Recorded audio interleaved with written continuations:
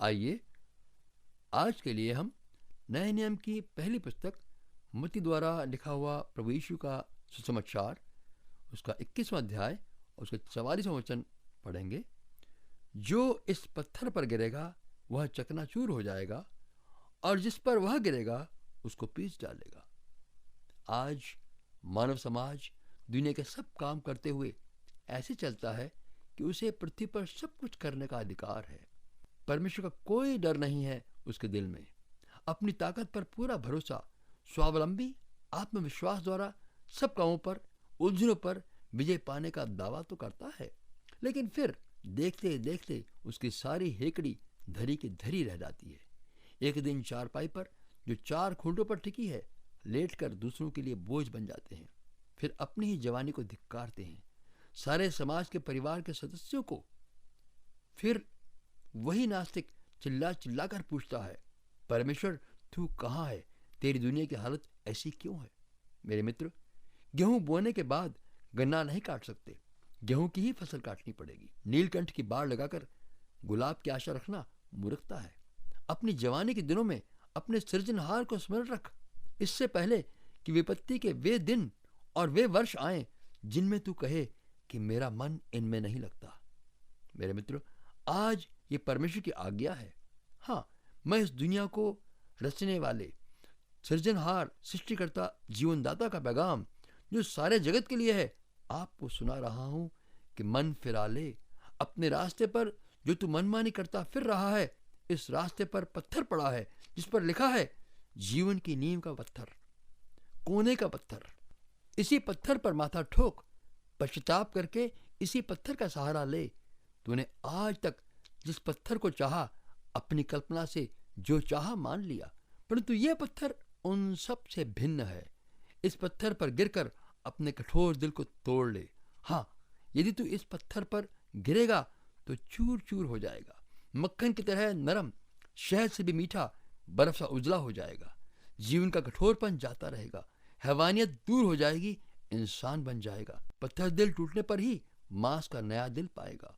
तेरा जीवन सफल हो जाएगा, भविष्य उज्जवल हो जाएगा।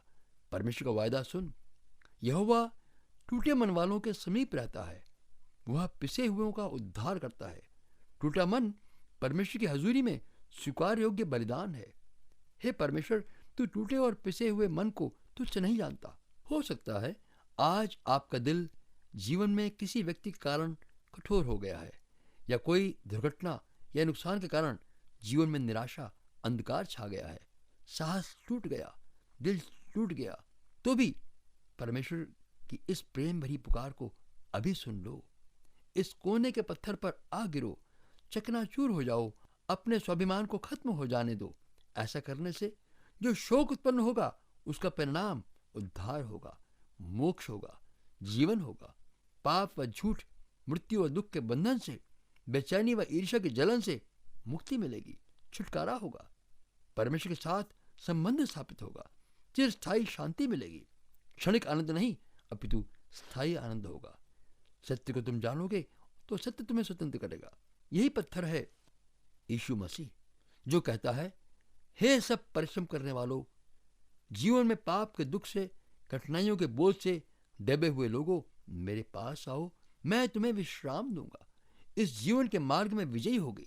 मेरा जुआ अपने ऊपर उठा लो, मुझे अपने दिल में, अपने जीवन में प्रथम स्थान दो। अपने आप को मेरे हवाले कर दो और मुझसे सीखो, मेरे वचन पर चलो, क्यों कि मैं नम्र और मन में दीन हूं, और तुम अपने मन में विश्राम पाओगे, क्योंकि मेरा बोझ हल्का है। जरा सोचिए तो इस निमंत्रण को ठुकराने से क्या होगा? हम इसका विरोध नहीं करते, मानते हैं यह अच्छा है, ठीक है। हम न माने तो फिर क्या, हम अपनी जगह पर ठीक हैं। प्रिय मित्र, आप इस दुनिया में अपनी इच्छा से नहीं आए, पर जिसने भेजा है उसने आपके भले के लिए, आपको जीवन का पूर्ण आनंद मनाने के लिए जो आवश्यक है वो दिया है। ये पत्थर कोने का, जो यीशु अर्थात यहोवा उद्धारकर्ता मसीह अर्थात परमेश्वर का अभिषेक किया हुआ, भेजा हुआ, मुकर्रर किया हुआ है।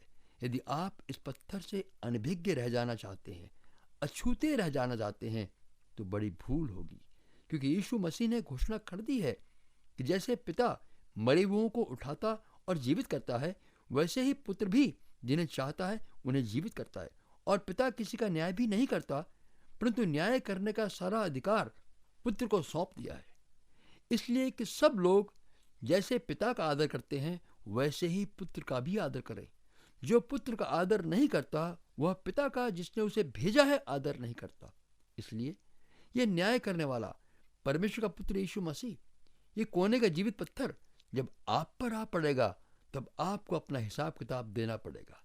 तब वो कोई नम्रता न दिखाएगा, वरन चट्टान की तरह आपको नेस्तनाबूद कर देगा, पीस डालेगा, फटकेगा, धूल की मानंद बिखेर देगा। फिर न्याय में दया का प्रश्न जाता रहेगा। न्याय में दया नहीं, स्पष्टवादिता होगी, पक्षपात नहीं, अपितु दूध का दूध, पानी का पानी होगा। यदि आप आज उसके अनंत जीवन के वरदान को ठुकरा रहे हैं, पापों की क्षमा जो दान स्वरूप है ठुकरा रहे हैं, तो न्याय के दिन आपकी याचना प्रार्थना को वो ना सुनेगा, क्योंकि आज उसने आपके बिन मांगे आपके पाप की कीमत चुकाकर रास्ता खोल दिया है। क्या आप इस महान दान को ग्रहण करेंगे? क्या आप इस महान प्रेम को ग्रहण करेंगे?